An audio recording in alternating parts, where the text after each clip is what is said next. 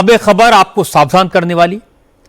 अगर आपके पास किसी अनजान नंबर से या किसी परिचित के नंबर से कोई टेक्स्ट मैसेज आए, व्हाट्सएप मैसेज आए, उसमें आपके फोन का, बिजली का या फिर गैस कनेक्शन का काटने की बात कही गई हो, यह कहकर डराया गया हो कि गाड़ी का चालान हो गया है, तो आप ऐसे मैसेज पर कतई क्लिक न करें।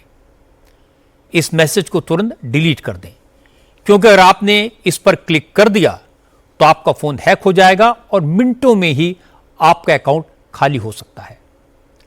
आज मुंबई, दिल्ली और अहमदाबाद में इस तरह का साइबर फ्रॉड करने वाले कई गिरोह पकड़े गए हैं। अब तक की जांच में पता चला कि इस गिरोह ने देश भर में कम से कम 50 करोड़ की ठगी तो कर ली है, हजारों लोगों को चूना लगाया है। मुंबई पुलिस ने 6 लोगों को अरेस्ट किया है। ये लोग एपीके फाइल भेजकर लोगों के फोन हैक करते हैं, इसके बाद उनके अकाउंट से पैसा उड़ा देते हैं। मामला तब सामने आया जब एक शख्स पुलिस के पास पहुंचा। उसने बताया कि उसके फोन पर मैसेज आया जिसमें लिखा था कि बिल जमा न होने के कारण आपका गैस कनेक्शन कटने वाला है। लेटेस्ट बिल चेक करके कम से कम 10 रुपए पे कर दो तो गैस कनेक्शन नहीं कटेगा। इस मैसेज के साथ एक फाइल अटैच थी। इस शख्स ने इस फाइल पर क्लिक किया, अपने अकाउंट से 10 रुपए का पेमेंट कर दिया। इसके कुछ ही मिनटों बाद उसके अकाउंट से 2,35,000 रुपए निकाल लिए गए। जब बैंक से संपर्क किया तो कोई मदद नहीं मिली। फिर यह शख्स पुलिस के पास गया। पुलिस ने जांच की तो इसके तार दिल्ली, झारखंड और बिहार तक फैले हुए मिले। मुंबई पुलिस की टीमें तीनों राज्यों में गई और कुल 6 लोगों को पकड़ा। इसमें मोबाइल का इस्तेमाल हुआ है। मोबाइल में वो सामने वाले को जब फाइल भेजते हैं और कॉल करके बताते हैं कि इस सो एंड सो फाइल है, आपको ये करना है, मान लो कि आपका ये कनेक्शन है। इसमें हर बार अलग अलग नाम इस्तेमाल कर रहे हो, कभी बैंक का वेरियस बैंकों का इस्तेमाल कर रहे हैं। फिर ये अपनी जो केस थी रजिस्टर महानगर गैस नाम से था कि आपका गैस कनेक्शन बंद हो जाएगा, आप 10 रुपये का बस भुगतान करा दीजिए, फिर आपका कंटिन्यू किया जाएगा। एट दैट टाइम वो क्या हो जाता है कि जब वो उस 10 रुपये के लिए भुगतान करते हैं उसी टाइम उनका सिस्टम हैक हो जाता है और फिर वहां आने वाले मैसेजेस या इंस्ट्रक्शन से बैंक की ओर से वो अपने आप उधर डाइवर्ट हो जाते हैं। इसमें से एक मास्टर ऑफ कंप्यूटर एप्लीकेशंस है और बाकी कुछ ऐसे ही नॉर्मल 12th 10th पढ़े लिखे या कोई इसमें एक तो लोएस्ट 7th स्टैंडर्ड तक पढ़ा हुआ भी है। ये जो इन्वेस्टिगेशन किया है उसका डेटा जब एनालिसिस किया नेशनल लेवल का तो ये पता चला कि नेशनल लेवल पे national cyber crime reporting portal पे 3,206 कंप्लेंट इस टाइप के रजिस्टर हैं और इसमें इन लोगों की इन्वॉल्वमेंट है। उसमें से 517 केसेस महाराष्ट्र स्टेट से रिलेटेड है और 93 केसेस से बॉम्बे से रिलेटेड है कि जिस कंप्लेंट में इन लोगों की इन्वॉल्वमेंट अपीयर हो रही है। नोट करने वाली बात है कि इसी तरह के गिरोह को दिल्ली पुलिस ने भी पकड़ा है। दिल्ली पुलिस को साइबर क्रिमिनल्स तक पहुंचने में करीब 7 महीने लग गए। पुलिस ने इस मामले की जांच नवंबर 2025 में शुरू की थी। यहां भी मामला बिल्कुल मुंबई जैसा ही था। एक व्यक्ति ने शिकायत की कि उसके फोन पर गैस कनेक्शन कटने का मैसेज आया। अटैचमेंट में जो नोटिस था, जैसे ही उसने इस फाइल को ओपन किया वैसे ही उसका फोन हैक हो गया और उसके अकाउंट से 2,64,000 रुपए गायब हो गए। इस केस की जांच दिल्ली पुलिस की साइबर सेल को सौंपी गई। काम मुश्किल था। पुलिस ने उन अकाउंट्स की छानबीन की जिन अकाउंट्स में पैसे ट्रांसफर किए गए थे, जिन एटीएम से पैसा निकाला गया था उसकी सीसीटीवी फुटेज भी चेक की गई। 7 महीने की मेहनत के बाद साइबर सेल ने इन साइबर डकैतों को गिरफ्तार कर लिया। नवंबर 2025 में हमें शिकायत प्राप्त हुई थी कि शिकायतकर्ता को एक फेक आईजीएल डिस्कनेक्शन का मैसेज आया और उसके साथ ही एपीके फाइल जो एंड्रॉयड पैकेज किट फाइल होती है मोबाइल एप्लीकेशंस को इंस्टॉल करने के लिए वो रिसीव हुआ। उस पर क्लिक करते ही उसके 2,64,000 रुपये उसके खाते से कट गए। सबसे पहले हमने शाहीन बाग में एक कोरियर मॉड्यूल को बर्स्ट किया जो कि इस ठगे हुए पैसों से महंगे फ़ोन खरीदकर कोलकाता भेजता था। कोलकाता में IMEI सर्वेलेंस के दौरान हमने मोहम्मद साहिल को गिरफ्तार किया और उसके साथ ही मोहम्मद रहीम को भी गिरफ्तार किया गया। इनके साथ ही मोहम्मद मोहसिन और मोहम्मद दिलशाद को देवघर झारखंड से गिरफ्तार किया गया। ये चारों मिलकर एक ऑर्गेनाइज रैकेट चला रहे थे, जिसके तहत calling team, digital operators, receiver carrier network और डिस्पोजल नेटवर्क, ये चारों ही आपसी तालमेल में काम करते थे। इस कार्रवाई में हमने अभी तक 20 मोबाइल फोन, 61,900 रुपये कैश, एक टाटा हैरियर गाड़ी, सोने और चांदी के सिक्के, एक लैपटॉप और एक टैबलेट रिकवर किया। आम जनता से हमारी अपील है कि इस तरह के फेक मैसेजेस पे भरोसा ना करें और साइबर क्राइम होने की स्थिति में तुरंत साइबर क्राइम हेल्पलाइन जो कि 1930 है उस पर अपनी शिकायत दर्ज करें। एपी के फाइल्स को लेकर इससे भी बड़ी खबर अहमदाबाद से आई। अहमदाबाद पुलिस ने उस गिरोह को ही पकड़ लिया जो एपी के फाइल्स जनरेट करता था, फिर यह फाइल साइबर क्रिमिनल्स को बेचता था, जिनके जरिए साइबर ठग लोगों के बैंक अकाउंट खाली कर रहे थे। अहमदाबाद पुलिस ने 3 लोगों को पकड़ा। तीनों झारखंड के रहने वाले हैं। तीनों का कनेक्शन साइबर क्राइम के लिए बदनाम झारखंड के जामताड़ा से है। पुलिस का दावा है कि इन लोगों ने एपी के फाइल्स जनरेट करने का पूरा सिस्टम बनाया हुआ था। ये साइबर क्रिमिनल पहले एपी के फाइल डेवलप करते थे, फिर टेलीग्राम पर एक बॉट के जरिए इस फाइल को दूसरे क्रिमिनल्स को 12,000 रुपए में बेचते थे।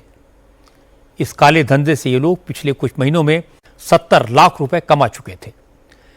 इस गिरोह तक भी अहमदाबाद पुलिस एक शख्स की शिकायत के जरिए पहुंची।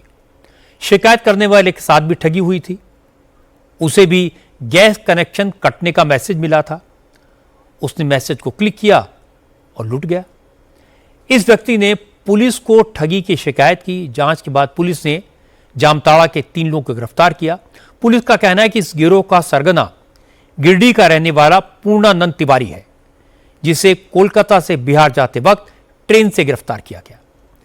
अहमदाबाद पुलिस के मुताबिक पूर्णानंद तिवारी की गिरफ्तारी एक बहुत बड़ी कामयाबी है। इससे एपी के फाइल की मदद से फ्रॉड करने वालों पर लगाम लगेगी। ये काफ़ी यूज़फुल हो सकता है क्योंकि एक मैसेज भी जाता है जो एरिया में आजू बाजू भी लोग जो इसका काम कर रहे हैं। जैसे इसी के इन्वेस्टिगेशन के दौरान ही इसने रिवील किया कि वहाँ पे और भी लोग इस फ्रॉड वाले बिजनेस में जुड़े हुए हैं, तो उन तक भी एक मैसेज पहुँचता है कि अब ऐसा नहीं है कि डेवलपर या डिस्ट्रीब्यूटर तक पुलिस नहीं पहुँच पा रही है, सिर्फ अकाउंट होल्डर को नहीं पकड़ रही है। तो मेरे ख्याल से ये एक डेटरेंट इफेक्ट फ्रॉड के माध्यम में भी है और अवेयरनेस भी इससे क्रिएट हो रही है जो लोगों तक पहुंच रही है एपी के फाइल को लेकर। एपी के फाइल्स वाले लिंक से फ्रॉड करना इसलिए भी आसान होता है कि जो मोबाइल यूज़र होता है वो इसे पकड़ नहीं पाता। अगर इस लिंक को गलती से एक बार क्लिक कर दिया तो ये फाइल आपके फ़ोन में अपने आप डाउनलोड हो जाती है और फिर आपके डेटा और कॉन्टैक्ट्स को ट्रैक करने लगती है। ये फाइल कैसे काम करती है इसका एक डेमो मैं आपको दिखाता हूँ। जब वो क्लिक होता है तो उसके बाद एपीके आपके फ़ोन के अंदर इंस्टॉल होना शुरू हो जाता है। जैसे कि हमने एक सिमुलेट किया है एपीके, आप देख सकते हो इतनी तेजी से ये होगा कि यूज़र को पता भी नहीं चलेगा कि हमने ये सिमुलेट किया। तो जैसे कि ये हमने पॉज करके रखा है ई चालान करके, फ्रैक्शन ऑफ सेकंड में आ जाएगा। यूज़र को लगता है कि ये तो गलत था या उसको लगता है कि ये तो क्रैश हो गया है सिस्टम या ऐसा होगा, उसको पता नहीं चलता है, पर एक्चुअली मेलवेयर उसके फ़ोन में इंस्टॉल हो गया। यही उसका डिसेप्शन है। तो ये जो एप्लीकेशन है उसको हमने सिमुलेट किया और सिमुलेट करने के बाद हमने उसको चेक किया तो वो बैकग्राउंड में कुछ आईपी एड्रेस को कम्युनिकेट कर रहा है। दैट मीन्स कि अभी आपकी एप्लीकेशन, यूजर को लगा कि एप्लीकेशन बंद हो गई या चालू नहीं है, पर एप्लीकेशन ने अपना काम पीछे से करना शुरू कर दिया है। तो ये बैकग्राउंड है, ये RTO चालान.apk जो हमने सिमुलेट किया हुआ है। और इसकी अगर आप देखेंगे तो उसकी कुछ परमिशन है कि attempts to obfuscate, then request dangerous framework permission. अभी फ्रेमवर्क जो आपका एंड्रॉइड का होता है वो होता है जैसे कि आपके SMS कॉल्स, आपके नोटिफिकेशन, कभी कभी आपके OTP SMS यहाँ पे लिखा भी है allow an application to read SMS messages, allow an application to send SMS messages। हम नॉर्मली फोन जब कॉल करते हैं तो हमको डायलर पे जाना पड़ता है। इसके पास ऐसी कैपेबिलिटी है कि वो वहां से कॉल डाइवर्ट भी कर सकता है और राउट भी कर सकता है विदाउट शोइंग द यूजर को पता नहीं होता। कई बार हमने ये सुना है कि यूजर बोलता है कि मैंने तो मैसेज भेजा ही नहीं है, मैंने कोई OTP भी नहीं शेयर किया। यस, तो उसके पीछे वो OTP अपने आप से चला जाता है और यूजर को पता भी नहीं होता है कि OTP आया मेरे फोन में। अब मैं आपको बताता हूं कि जो APK फाइल या लिंक ये होता क्या है। APK का फुल फॉर्म है एंड्रॉयड पैकेज किट। जब भी आप गूगल के प्ले स्टोर से कोई ऐप डाउनलोड करते हैं तो उस ऐप को चलाने के लिए जितनी ज़रूरी इलेक्ट्रॉनिक इंफॉर्मेशन होती है वो एपीके फाइल में ही दर्ज होती है। इसको ऐप प्रोग्राम इंस्ट्रक्शन कहते हैं। जब आप गूगल के प्ले स्टोर से कोई ऐप या एपीके फाइल डाउनलोड करते हैं तो पूरी तरह से सेफ होती है, क्योंकि गूगल उसका ऑथेंटिकेशन करने के बाद ही उसे प्ले स्टोर पर डालता है। लेकिन आजकल cyber criminals bank, gas agency, RTO जैसे ऑथेंटिक सोर्स के नाम पर नकली एपीके फाइल डेवलप कर लेते हैं, उसे लोगों के फोन पर भेजते हैं और जैसे ही कोई इस फाइल को ओपन करता है तो उसके फोन का सारा कंट्रोल हैकर के पास पहुंच जाता है। फोन की सारी जानकारी हैकर के पास पहुंच जाती है। बैंक के ओटीपी और पासवर्ड भी उसके पास पहुंच जाते हैं और वो लोगों के अकाउंट आसानी से खाली कर देते हैं। दूसरी बड़ी बात यह कि आपके फोन में जितने भी लोगों के फोन नंबर सेव होते हैं, साइबर क्रिमिनल्स उन सबको आपके नंबर से वही मैसेज भेज देते हैं जो आपको भेजा गया था। अगर उनमें से किसी ने भी इसे क्लिक किया तो वो भी ठगी का शिकार हो जाता है। अहमदाबाद पुलिस ने जिन साइबर क्रिमिनल्स को पकड़ा है उनके पास से भी सरकारी और प्राइवेट बैंक्स के नाम की एपीके फाइल्स मिली हैं। उनके पास कई गैस एजेंसीज और ट्रांसपोर्ट डिपार्टमेंट के चालान के नाम की एपीके फाइल्स भी मिली हैं। इन्हीं की मदद से ये अपराधी लोगों के मोबाइल को अपने कंट्रोल में ले लेते थे। उनके व्हाट्सएप से भी ये अपराधी एपीके फाइल्स भेजकर दूसरों को ठगने की कोशिश कर रहे थे। इसमें इन्होंने कुल 70 लाख रुपए का फ्रॉड किया है। 5 एफआईआर हमने साइबर क्राइम ब्रांच में यहाँ पे दर्ज हुई है। तो ये अहमदाबाद की ही वैल्यू है। उसके अलावा इन्होंने पूरे देश में काफ़ी जगह इनकी एपीके फाइल्स एपीके फ्रॉड में यूज़ हुई है। उसके बारे में अभी हम जांच चालू है। जो ये मुख्य सूत्रधार है वो टेलीग्राम बॉट में उसके पास कई एपीके फाइल्स थी। 18 बैंक, जिसमें मेजर बैंक सारे आ जाते हैं, SBI, axis, HDFC, private banks हैं, सरस्वत, इंडसेंड और अनेक बैंक की एपीके फाइल मिली थी। साथ ही साथ इसमें एक आरटीओ का ई चलन भी मिला था और कस्टमर सपोर्ट का भी ई चलन मिला था। और ये लोग ये काम 2025 से कर रहे थे। इसमें कोई पर्टिकुलर बैंक का खाता तो नहीं मिल रहा है, लेकिन जो अकाउंट्स में ये लोग डिपॉजिट लेते थे, जो एपीके फाइल खरीदते और अकाउंट में पैसा डिपॉजिट करते थे, वो अधिकतर एसबीआई के करते थे, ताकि योनो कैश की जो सुविधा है एटीएम से विड्रॉ करने की, वो ये लोग ले सके, ताकि अकाउंट होल्डर भले हरियाणा या राजस्थान का हो, लेकिन वो मुंबई में या अहमदाबाद में भी उसका विड्रॉल या सूरत में उसका विड्रॉल ले सके। तो इस तरह से काफ़ी म्यूल अकाउंट होल्डर्स के ये संपर्क में थे। वो भी ये एजेंट्स रिक्रूट करते थे और इस तरह से ये लोग पूरा नेटवर्क ऑपरेट करते थे। इस तरह के साइबर फ्रॉड का शिकार सिर्फ आम लोग नहीं हो रहे। साइबर क्रिमिनल्स बड़े बड़े सरकारी अफसरों और प्राइवेट कंपनियों के अधिकारियों को भी निशाना बनाने की कोशिश कर रहे हैं। होम मिनिस्ट्री ने बड़ी कंपनियों के सीनियर एग्जीक्यूटिव्स को अलर्ट रहने को कहा है। साइबर ठगों से बचने के लिए कभी भी अननोन नंबर से भेजे गए लिंक को ओपन न करें। पैसे ट्रांसफर करने की किसी भी रिक्वेस्ट पर यकीन न करें। साइबर फ्रॉड को लेकर सीबीआई ने 16 राज्यों में 80 लोकेशन पर क्रैकडाउन करके उन लोगों को पकड़ा है जो डिजिटल स्कैम के किंग पिन थे, जिन्होंने सुप्रीम कोर्ट से रिजेंबल करने वाली एक वेबसाइट बना ली थी। बड़े पैमाने पर पुलिस अफसरों, सीबीआई अफसरों और कोर्ट्स को इम्पर्सोनेट करके लोगों को ठगने की कारगुजारी कर रहे थे। अब बात निकली है तो दूर तलक जाएगी। लेकिन मोटी बात यह है कि आप सावधान रहें। अगर आपके फोन पर कोई इस तरह का मैसेज आए तो उसे क्लिक ना करें। अगर गलती से एपीके फाइल डाउनलोड हो जाए तो तुरंत फोन को स्विच ऑफ कर दें और इसके बाद बैंक से तुरंत संपर्क करें, अपने अकाउंट को ब्लॉक करवा दें और फिर इस फ्रॉड की जानकारी 1930 पर दें।